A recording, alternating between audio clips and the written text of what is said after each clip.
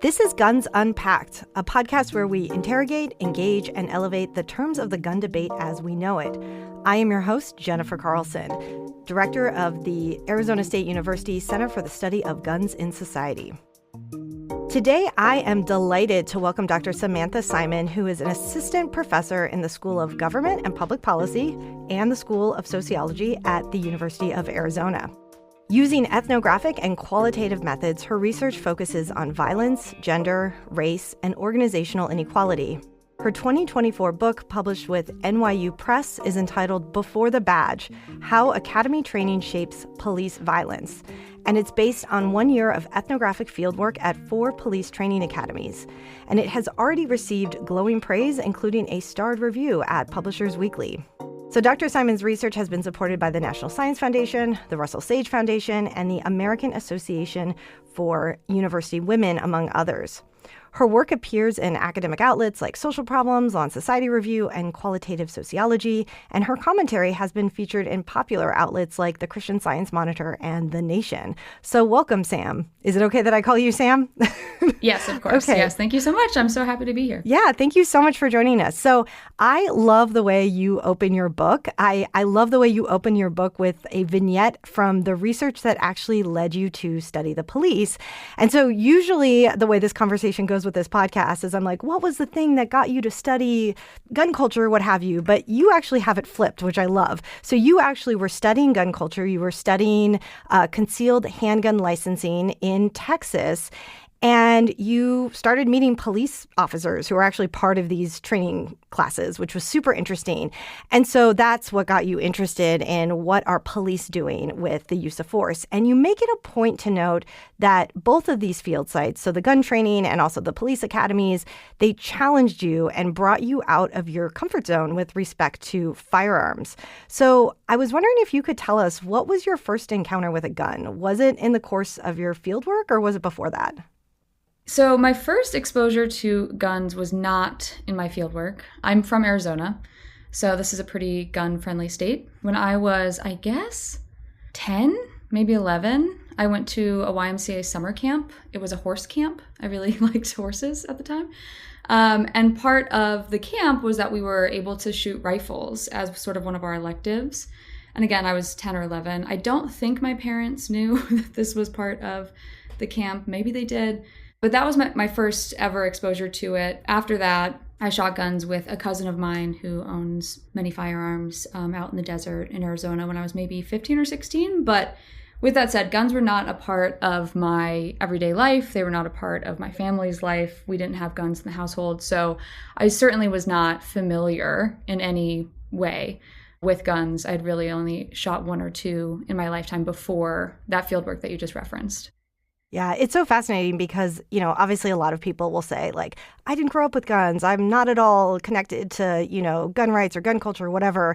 But I think there's a Pew statistic. They actually ask people, have you ever shot? So not whether you own a gun, none of that. But, well, they asked that. But they also asked, have you ever shot a gun? And something like 75% of people in the U.S. have shot a gun. So yeah, even though they won't say necessarily like, oh, I grew up with guns. So super interesting. Thanks for sharing that. So you go to do this field work with CHL classes or CHL training in Texas. So you get this familiarity with guns. You start to get to know police officers. You even have a friend at one of the police departments that you want to study. So you actually have all this sort of, we could call it like the cultural capital to gain access to observe police academies. And yet this process was really difficult, even with all of that. So can you tell us about the process of actually gaining access to be able to do the field work that you did for your book and what it taught you about the politics of the police? Yeah, another great question. So the process of gaining access to these departments, just to clarify for listeners, there were 4 academies where I did field work for this book. And the process of getting access really varied, like substantially, between each of these departments. And what I found to be true, generally speaking, was that once I was sort of vetted by one police officer at that department, it really, really helped quite a lot. So that friend that you mentioned, this was not a close friend, but, an acquaintance, someone that I knew.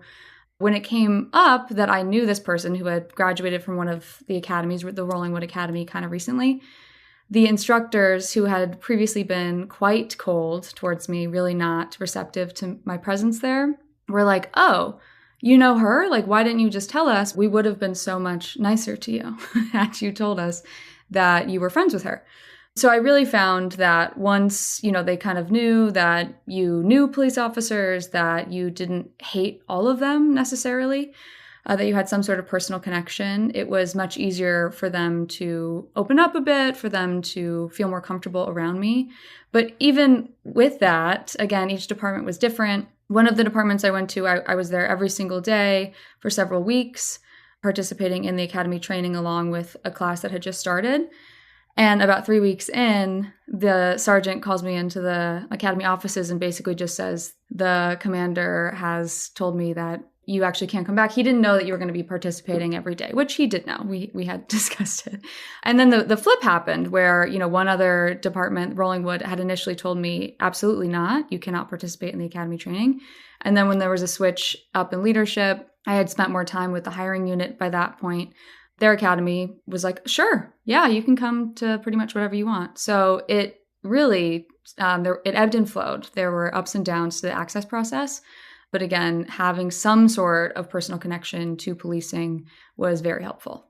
And that first department, were you just done? Was that it? You weren't allowed to come back? I, of course, tried to negotiate it a bit. I set up a meeting with the commander, with the chief of police, had a meeting, kind of discuss what the research project was about, to discuss that I was doing fieldwork at these other departments. And they kind of just ghosted me, put me off a bit, well, we'll think about it, we'll consider it. And by then I had such great access at the other departments that it just didn't seem worth continuing to push with this other department. Well, and it's also a good reminder, especially to graduate students or people who are moving into this area of research, that there are a lot of bumps along the road and a lot of false starts and a lot of, just different things you have to navigate, even to get to the point where you can get access to get the data to do the research. So it's really helpful, actually, for ethnographers, I think, to be really open about that process. So thank you. Yeah, absolutely. Yeah, there, like you said, lots of false starts and stops. And that was such a good lesson to learn as a young ethnographer at the time, to know that even if one department says no, another one might say yes. You might go back to the original department later, and it's completely a negotiation. Yeah, and I think one of the things that makes it really frustrating with, gaining access, I mean, there's a lot of frustrations. Oftentimes when we're designing our studies and we're thinking about variation and what cases we're going to compare, and we have these neat 2x2 tables as academics, we're losing all the non-academics right now in the podcast audience. You have a logic to designing a study and picking the cases. And so then when suddenly something's off the table, it kind of messes everything up, or you have to rethink how can you generalize? What can you draw from the cases that you actually were able to get access to? And so am I understanding it right that were all of these departments in the same state, in the same region? Yes. Yeah, all in the same state. I don't name the state. Anonymity was sort of part of the agreement to get access to these departments. But yeah, all in the same state. Sometimes also the thing that goes wrong ends up being a strength of the study. The thing I was going to do was go through Rollingwood's Academy start to finish. So when I had that initial meeting with the sergeant and asked, could I do that? And he just flatly says, oh, no. And this is recorded because it was an interview. So when I listen back to it, it's, gives me anxiety even again. But my whole plan was ruined. And I really had to think on my feet, figure out what was I going to do for this project.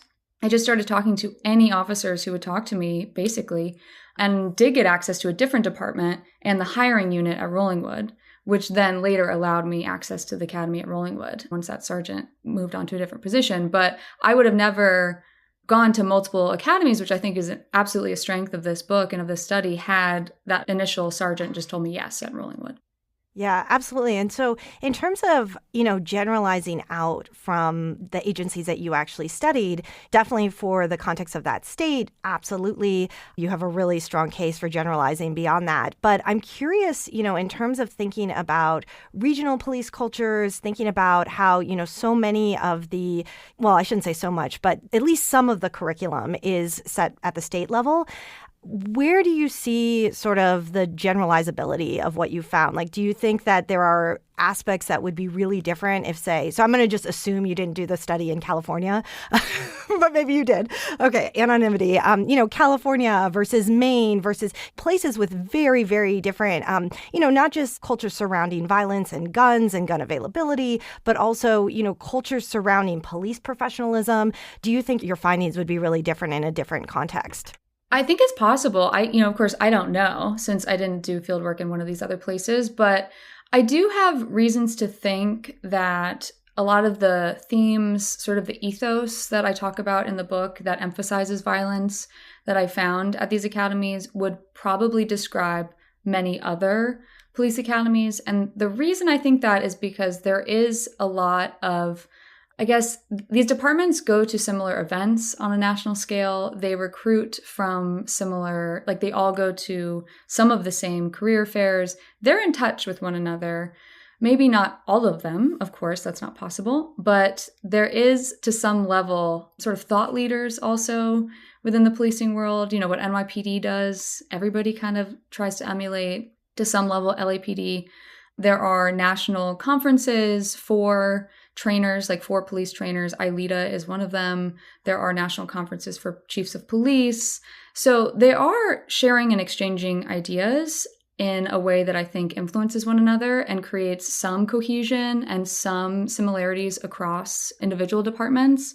My theory, my estimate, my hypothesis is that where the variation might really come in is on departmental size. These departments that I studied were large. So most police departments are small. Most police officers work for large departments. For that reason, I do think that there is some level of generalizability to potentially most officers' experiences, even if it's not true of most departments. Well, and that's really helpful because not just sort of the idea of what's the best practices in terms of all sorts of police training, police protocols, police innovations are definitely, that's a national conversation. And so is the conversation about police reform. And so I want to shift now to, I guess, the motivating puzzle of your book, which, as I see it, really revolves around these calls to diversify police. And this idea that if you diversify police, that's going to lead to better outcomes with regard to all sorts of things, but particularly the use of force by police. And so can you explain what diversifying police actually means, where this emphasis comes from, where this reform call comes from, and why it's so compelling to people? Of course. So I'll sort of bop around with this question, but the sort of origins of this have a longer history than, it might be surprising, actually, that there's a longer history to this call for diversifying the police. This goes back to multiple commission reports. There have been multiple commissions that prior presidents have put together to examine the criminal legal system more broadly and policing specifically. Usually these commissions are convened after some sort of high-profile instance of police brutality, of corruption. Going back to the 60s, there have been calls for diversifying the police with the idea, and this is sort of just a guiding logic that we can see in public discourse around this reform effort, that potentially women, due to some essential nature, would be less violent and thus could solve sort of this problem of violence in policing. And then officers of color, particularly Black officers, could help the police foster better relationships with communities of color, again, in particular, Black communities that have been historically just absolutely terrorized, honestly, by the police throughout American history. So that's the idea, that hiring these people might help with these problems of racism and violence that have plagued policing really since its inception. What actually happens is a little less clear when women and officers of color join police departments. Of course, women still comprise a very small percentage of police officers on a national scale, about 12%. That number hasn't moved much since Title VII was passed, and there are just a handful of departments that are majority-minority in terms of race and ethnicity. So it's kind of hard to know, but the empirical evidence that we have, the scholars that have studied this, have painted a very complicated picture where it's not particularly clear whether or not women do use force less often, if they shoot their guns less often.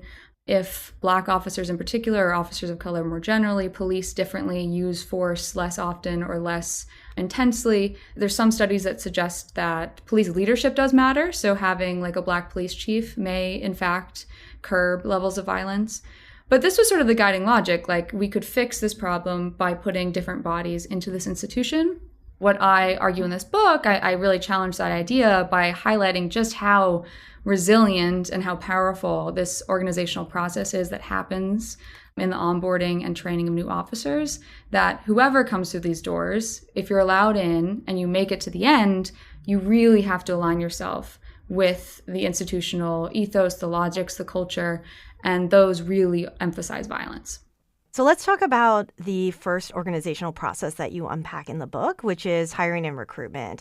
And I found so many aspects of this fascinating. I'm trying to control myself because I feel like we could just have this whole conversation about recruitment, because it was so fascinating how somebody's credit score, someone, all sorts of things were sort of used to read moral characteristics and really evaluate, like, could this person hack it as a police officer? And so one of the really interesting tensions that you note is how violence comes into play with regard to the recruitment process.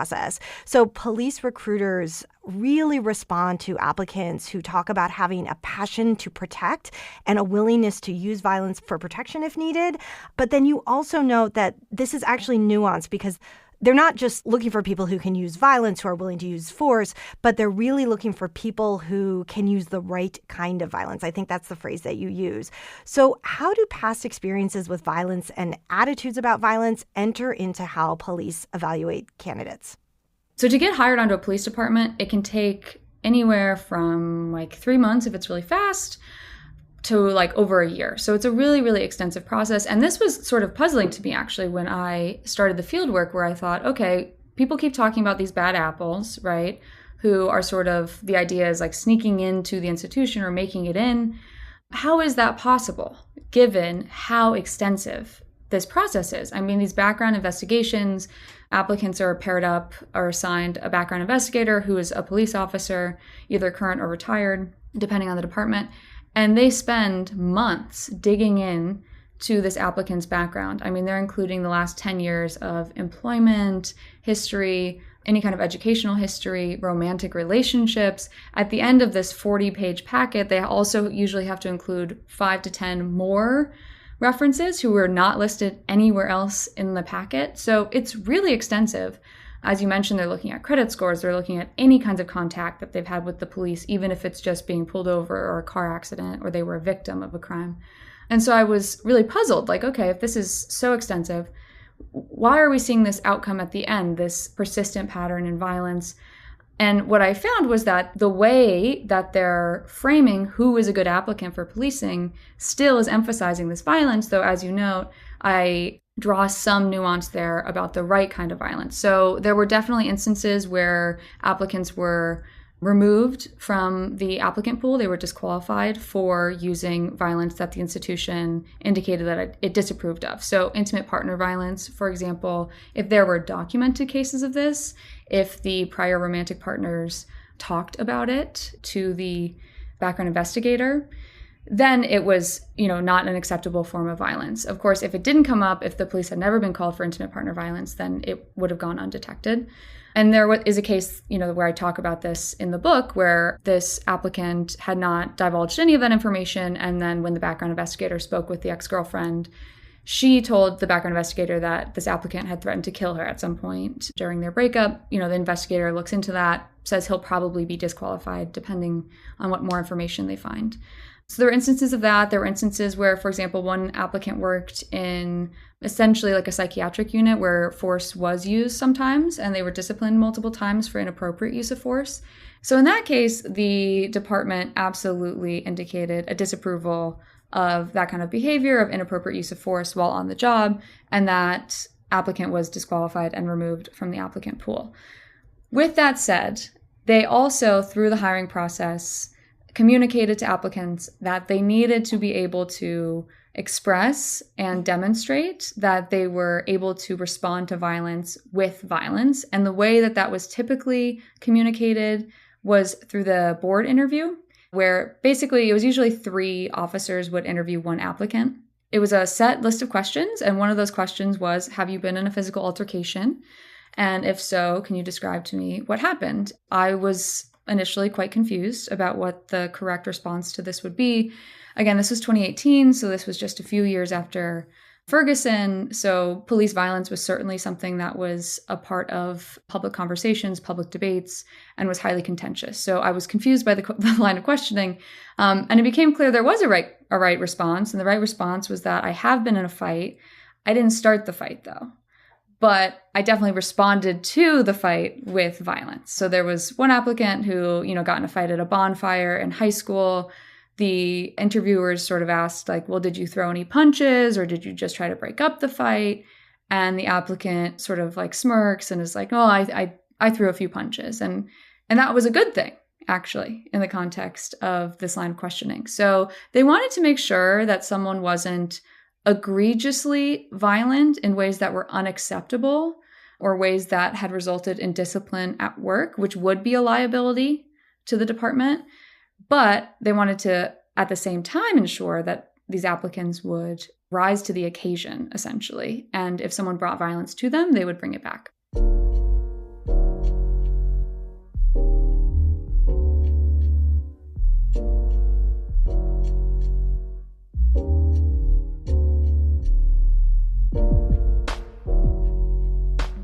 So this is based on, and I can't recall the phrase, but there's a phrase that one of the trainers, one of the officers uses in one of the departments when he's introducing like day 1 of firearms training. And it's like firearms for like people who've never touched a gun or something like that. Do you remember the phrase that you used in the book or that he used? You quoted a couple of times. Oh, like remediation? Yeah, remediate. Yeah. So based on that, I'm assuming that most of the people who actually made it through this hiring and recruitment process, they had some familiarity with firearms. Obviously, if you have a military background, you're going to have a familiarity. But did that come up at all in terms of just private civilian gun use, gun carry, anything like that? There was definitely a high level of familiarity among cadets with guns already.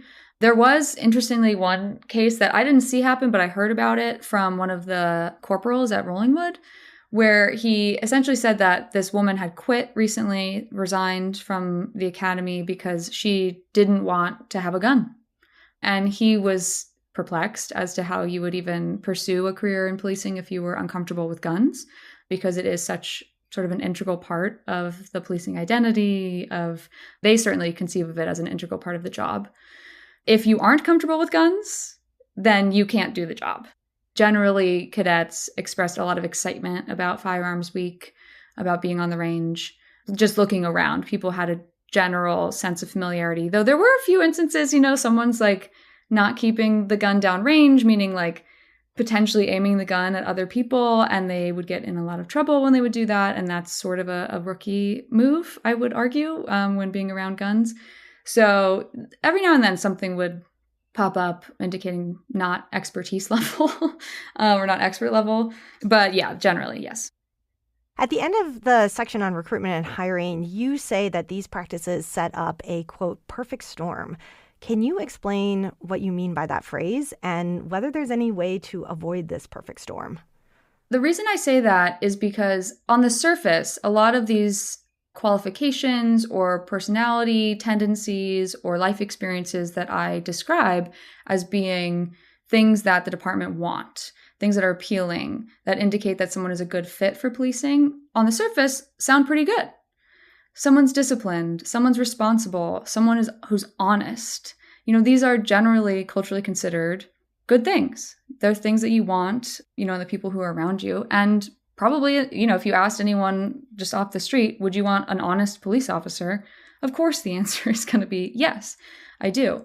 So again, on the surface, these are good things. These are good traits to have in folks who are given a gun and given the authorities that officers have. So what I'm arguing, though, is that the way that these experiences, these traits, these tendencies, this cultural fit is conceptualized by these hiring officers also have other implications. So someone who is disciplined in the way that police departments think about discipline also probably means that they are going to do whatever it takes for the institution. that they are going to be protective of the institution, that they're going to respect the hierarchy, and that certainly has implications for reporting misconduct of your peers. So, and using the right kind of violence, for example, potentially good, right? We're usually calling the police, actually, because there's some sort of violent interaction that we need resolved. So in theory, potentially good. Also, it means, though, that the people who make it into the department, into the academy, think about the appropriate response to violence as necessarily being violence, that that's the appropriate response to it. Basically, what I'm arguing is that there are these sort of hidden consequences of this cultural fit to policing that I think situate the institution. They provide the folks coming in who are going to pretty easily, pretty seamlessly align themselves with the existing organizational culture and ethos. And one of the ways that you illustrate that is how this us versus them mentality gets cultivated over the course of training. And a lot of this, as you say, is driven at least by the perception among police that it's harder than ever to be a police officer. Now, that can mean, of course, a lot of different things, that it is objectively more dangerous, that there is more just general public antagonism toward the police, that the media is proactively portraying police in unflattering ways, that activists are targeting police more so than in the past. Do any of these have merit in terms of explaining why police feel under siege? Generally, it seemed like when officers would tell me that policing was different now than it had ever been, or more dangerous now than it had ever been, or I think the word you used was more difficult, harder. They were referencing a few things. So first, they were literally referencing physical threats or danger. So there was definitely a sense among the officers that I met that ambushes were increasing. So the number of instances in which someone specifically targets police officers, waits for them somewhere, and then goes up, and shoots and kills them, that those sorts of instances were on the rise at an exponential rate. And just that violence against police officers was increasing, even if it wasn't an ambush. There is not, to my knowledge, any empirical support for this long-term sort of tendency or trajectory towards increased violence against police officers. So policing is more safe now than it has historically been. There have been little blips, so little increases if you look at, like a graph, a line graph of this. But the general trend is that policing has gotten more safe. So no, there's not empirical support for that. But that certainly did not matter for the officers who really, truly believe this to be true. And they are very scared of this reality that they are, living in. Officers also would talk about lack of public support as being a reason for why policing was harder now than before. And this varied by department. So Rollingwood, for example, which was in a more liberal city, talked about public hostility a lot, that they were not supported by the public, and they mean literally like the local citizenry, and that they were not going to be, that cadets should expect to not be supported by the public or by the city council.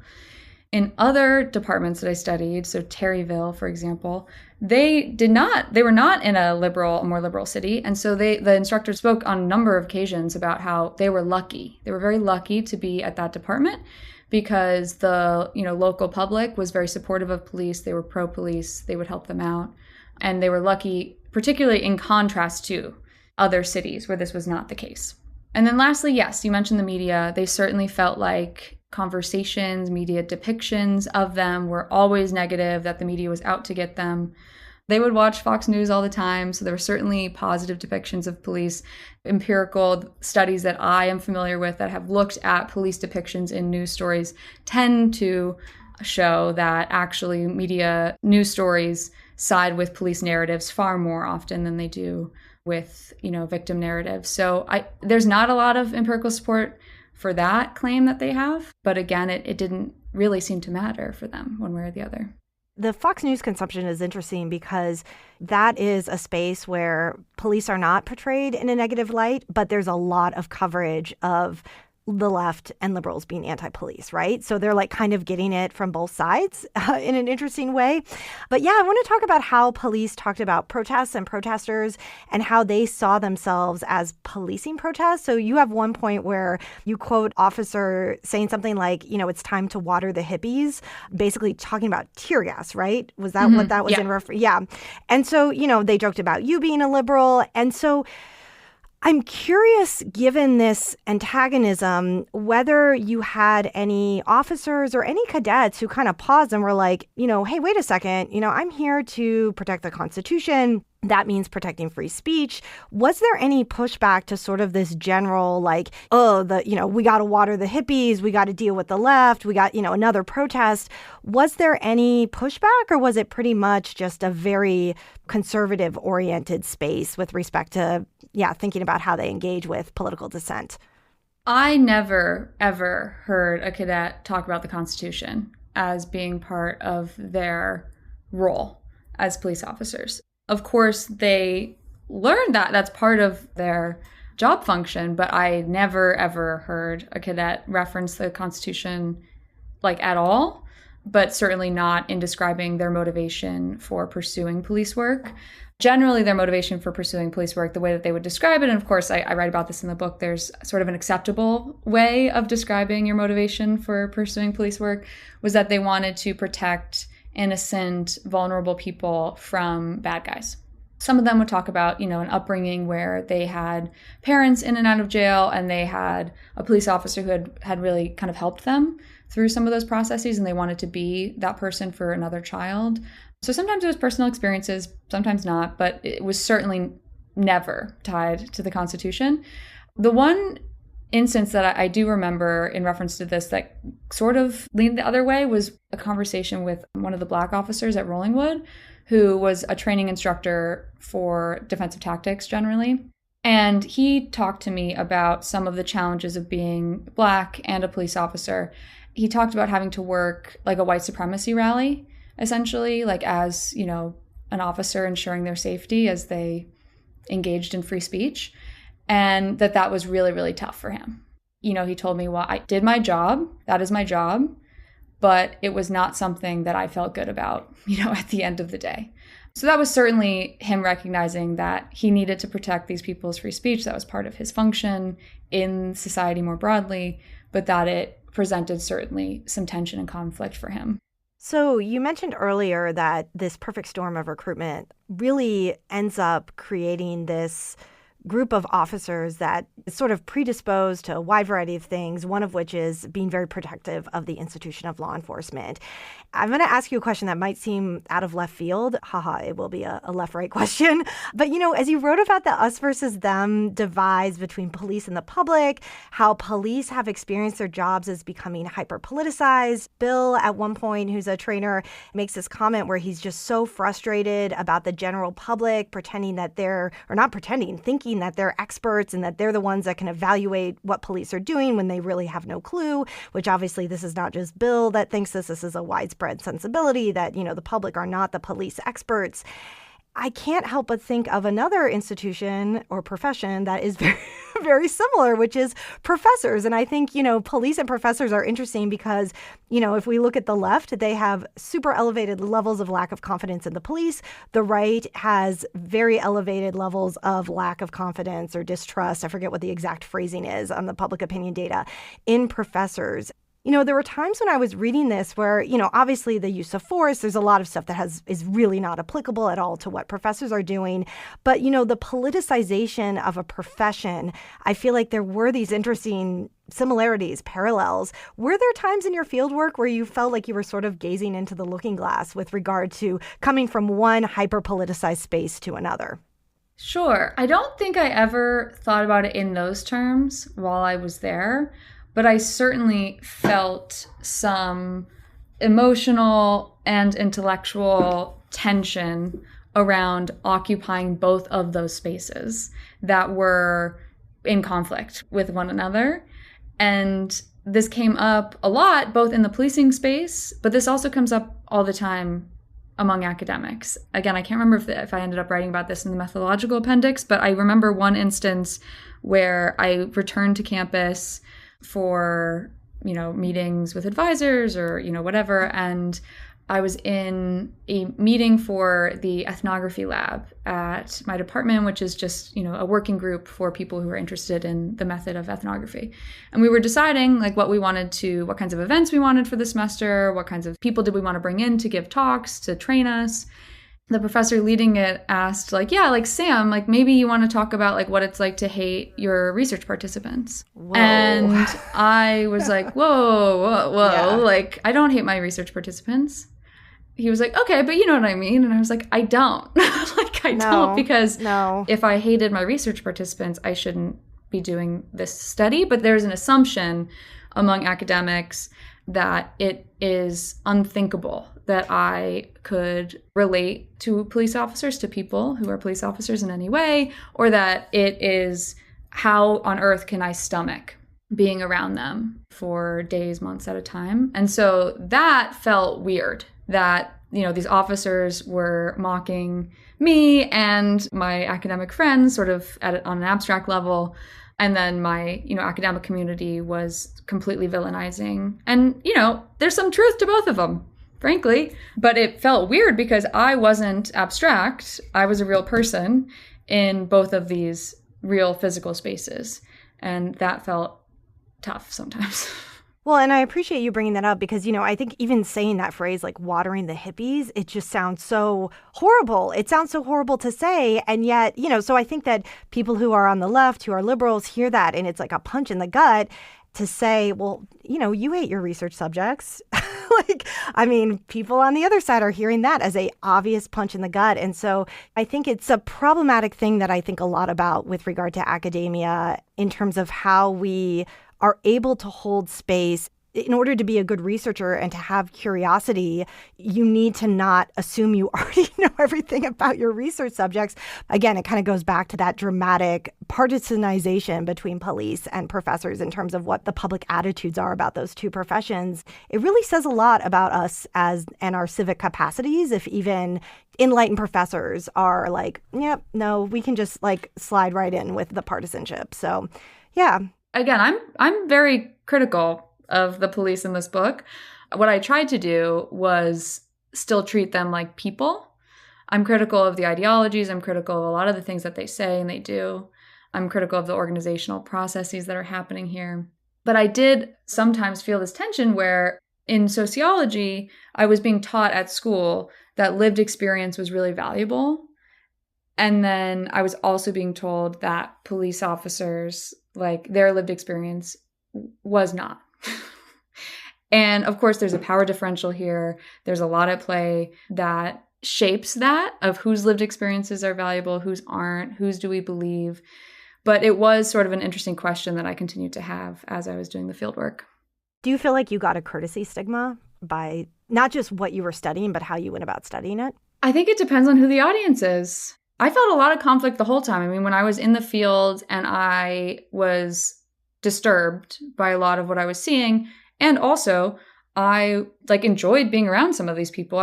If I hated every day in and out, every single part of the day, I couldn't have done the fieldwork for a year. We're running, we're exercising, we're joking around. I'm spending hundreds of hours with these people. So you, of course, become sort of fond of some of the people that you're spending time with. And I felt a lot of conflict around that. And I remember asking one of my advisors, I feel like this is unethical. What's happening here? You mean because you were enjoying it too much? No, I wasn't enjoying it too much, but it's just it felt like these folks trusted me, were trusting me with their lives, with their narratives. They were opening up this world in a pretty generous way. They were being really generous with me. I wasn't lying to them when I was about who I was or what I was doing or anything like that. And I was frank with them sometimes when they said stuff that was completely incorrect or inaccurate. But I still felt guilty. I felt guilt about it because I felt like I liked some of them interpersonally, and I was also disturbed by a lot of what they were saying. And that was very hard, emotionally to do. And then when writing the book, I remember thinking, how on earth am I going to be critical of this institution while not villainizing by not dehumanizing individual people who were so generous with me with their time and their perspectives. And then I got other good advice that was basically everyone's going to have a problem. So write the book that feels most truthful to you. So that's what I tried to do. But it was hard. It was hard. So getting back to sort of the meat of the argument of the book, and particularly the question of violence, there's this folk argument out there that younger people are recruited into the military because they're fearless when it comes to violence. They don't have a concept of mortality. I don't actually know if that's true, but what I found really fascinating is that your fieldwork shows that police recruits are constantly being pounded with the reality that they may die on the job. So they are constantly being told, you might die, anybody may kill you. And this comes out in really, the richness of how this comes out, from having to write their own obituaries as a punishment to being trained to embody quick responses to potentially violent threats. Can you tell us about how this hyper-awareness of one's own mortality becomes a key aspect of police training? Yeah, it really was part of everything. This sense that you could die, you could be brutally murdered, really. You could be targeted for an ambush because of who you were, because of the job that you chose. Really was a very effective way of building camaraderie, of building loyalty to the institution, to one another, spending a lot of time to become competent in some of these physical skill sets that were designed to do harm, physical harm to other people, to control other people's bodies, to do harm, to kill them. And again, the idea here was that you had to do this. You had to adopt this mentality around policing, that it was more dangerous than ever. Bad guys were lurking around every corner. People hated the police more than ever, and no one was going to help you except for your fellow officers. That violence was the only way to address this war that was being brought to them. And then that you had to become competent in these skills, these defensive tactics, shooting, to protect your own life and the life of your partner. And they would talk about your partner's life a lot. That if you didn't do this, you were not just endangering yourself, but you were endangering your brother, right? Sometimes they would say sister, but usually brother. So there was a lot at stake. There were other people, your family's life, was at stake if you didn't do this. So the academy instructors would hammer home this sense, this warning, this fear in many ways. As you described, they would have different exercises where, for example, they had to write their own obituary one night if they had their gun taken from them in basically a fight with their instructor. Instructors would show really quite graphic videos of officers being shot, being run over with cars, being brutally beaten. And these were real videos. These were not, deep fakes or, AI generated. These were real videos of officers being beaten and killed. And they would, remark at the end of these videos, what did they do wrong? Why did this person, particularly in the video of Deputy Kyle Dinkeller's death, which is a 1998, I think, video that is shown across the country at different academies. Why didn't he shoot? He should have shot. He shouldn't have issued so many commands. He issued this many commands. They'll count the number of commands that went unresponded to by the civilian who ended up killing Deputy Dinkeller. So again and again, they're told, and they're shown, they're literally meant to visualize not just literally what it's going to look like, but how it's going to feel for them and for their families, who they're leaving behind as well. So it's really potent. It's really effective. And so the counterpart of all of this is presumably de-escalation. So training in how to de-escalate confrontations, interactions that could otherwise become violent. You actually say that de-escalation is not really working to counter these broader narratives, this broader socialization into the use of force. It's doing something else. And I actually want to read a statement that you end your discussion of de-escalation with, which is just really damning. And this is it. You say, I was never able to gather a clear understanding of what specific skills or techniques constituted de-escalation. And so what is the place of de-escalation in the police academy? What is it doing? If it's not doing what we would assume it was doing, what is it doing? Yeah, so again, this was 2018. So at the time that I was doing this field work, de-escalation training was not yet mandated by that state, but these municipal departments had chosen to include it in their curriculums. The name of what this class was called varied a little bit. Sometimes it had been rebranded from things like verbal judo or tactical communications to de-escalation training. To my knowledge, there was not a change necessarily in the curriculum. It was more just like retitling it to be a more contemporary word or concept. And when I would talk to officers, because they would often ask me, like, what are you doing here? Why are you here? What are you interested in studying? And I would talk about diversity initiatives and also de-escalation training. And they would often like physically react to the word de-escalation. So sort of like smirk or laugh or grimace or like roll their eyes or something like that. And the general sentiment was that de-escalation was a buzzword. One lieutenant, I write about this, joked that maybe a sociologist had coined it, sort of poking fun at me. But it was a buzzword, and that officers had always tried to de-escalate, that there were always strategies that they were using to not use violence when they didn't have to. And these de-escalation classes emphasized, what I gathered from them was that they were defining de-escalation as a way of approaching a situation politely. That's what I feel like when I was reading this. I'm like, this is just repackaged procedural justice. That's what it felt like. Yeah, it is. They acknowledge that. Like, the police officers know that. And it seemed to me like people who were advocating for de-escalation don't. We have not provided clear instructions to the police. All we've said is we've used this word. And so I think actually they're right when they say that, like, we've created this concept with no clear definition, which means it's absolutely not, you can't evaluate it. You can't measure it. If you can't even define what it is, you know, they're implementing this de-escalation training and we're saying it's not working. Well, of course it's not working. There's no defined skill set and there's no ability to even like test or measure this skill set. Yeah, so they would basically just say, like, don't come in hot if you don't have to. Like, be polite. Say, hello, I'm Officer Simon, whatever, you know, I'm here for this.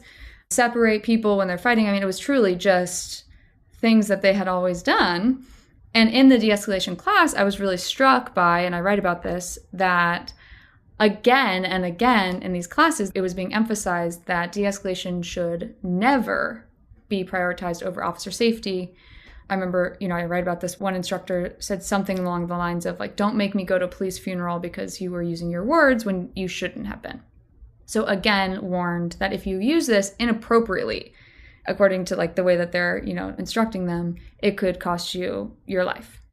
Okay, I want to come back to Gary, who is actually the concealed handgun licensing instructor who opens the book. He's also a police officer. And so that's our opening sort of moment to your analysis. But your book ends with a call actually to address gun availability because this, you say, helps justify police violence, police use of force. Of course, your opening vignette provides us with a puzzle. Obviously, this is something I've thought a lot about, which is the fact that police actually largely favor gun rights. And so we hear a lot about dangerous civilians in your fieldwork. We also hear a lot about conservative politics in your fieldwork. And I want to talk about the intersection, which is civilians with guns. We hear that a lot in your fieldwork. And so the intersection of civilians with guns and conservative politics is pro-gun politics, legal guns, gun carry. I'm curious, how did legal guns come up in your fieldwork? Did police acknowledge how they would, for example, interact with someone who has a CHL? Did they talk about how they might approach someone differently or approach someone in anticipation of the fact that they could be lawfully armed? How did that come out in terms of your observations during your fieldwork? Yeah, I shared your confusion as I continued fieldwork, thinking, okay, I'm watching these officers train to be super fearful of coming into contact with a gun while on duty, unexpectedly, particularly. So when the cadets would go through scenarios and someone would end up having a gun in the scenario training, the cadets were trained to like yell gun very loud so that everyone knew who was, you know, responding to the scene. They would draw their guns and then instruct the person, you know, to slowly take the gun out, you know, or handcuff them and then disarm the person themselves. However, I was also confused by this. They definitely got instruction on how to deal with someone who presents, when being pulled over, their driver's license and at the time their LTC or their CHL that indicated they were legally carrying a gun. And can I just ask you, in the state that you were in, was that a state that required people who were licensed to carry to disclose to the police? At the time. Okay. Yeah, so they were supposed to, a civilian was supposed to tell the officer when they're being pulled over, I have this gun in the vehicle, it is, you know, legally licensed, etc. Essentially, like, the short answer to this entire question is racism.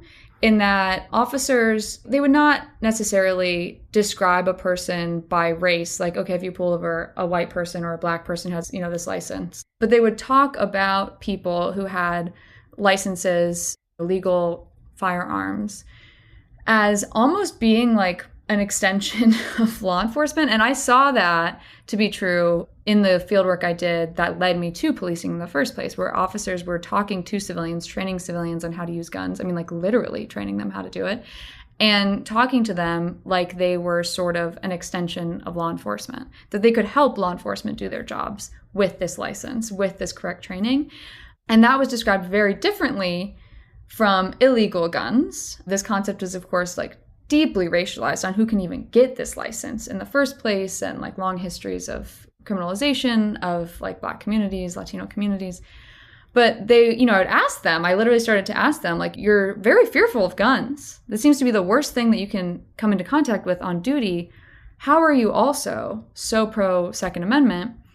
And I'm sure you have encountered this, Jenny, in your fieldwork and your interviews, but they would basically just say, well, we can never get rid of illegal guns.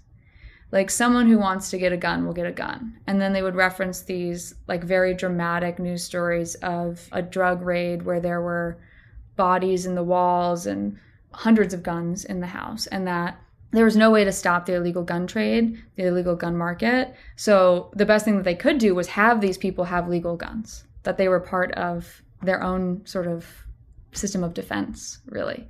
And that was sort of the gymnastics that they did to occupy that spot of being fearful of guns while also being very pro-Second Amendment. But I'm still confused by it, actually. So do you consider yourself a gun scholar? What does that term mean to you? I don't. I consider myself first a gender scholar, actually, and then also a policing scholar. My interests in gender led me to policing, and my interest in gender and race and how that operates within an organization led me to study policing. Now, I've studied policing for, I guess since 2017, 2018. So I do consider myself a policing scholar, an ethnographer, and also a gender scholar. So what is the question that we need to be asking? Now that you've written the book, it's out, people are reading it, you're on to new questions, new things. What is the question that we need to be asking next? In general, or about guns, and specifically? You can do guns or you can do general. Since you refuse to identify as a gun scholar, I don't want to put you in a box. So fair. I guess I'll tell you the questions that I have and that I'm pursuing. I haven't answered them yet, so I think that they're interesting and important. I've turned my attention to police unions. I think that these unions are pretty remarkable, very unique in terms of the general historical trajectory of unions in the United States. And I think that they have more power than we even know. They're very effective lobbying bodies. They have enormous amounts of financial resources that they contribute to campaigns. They have developed enormous protections for officers that make it very hard to fire officers who have engaged in repeated misconduct.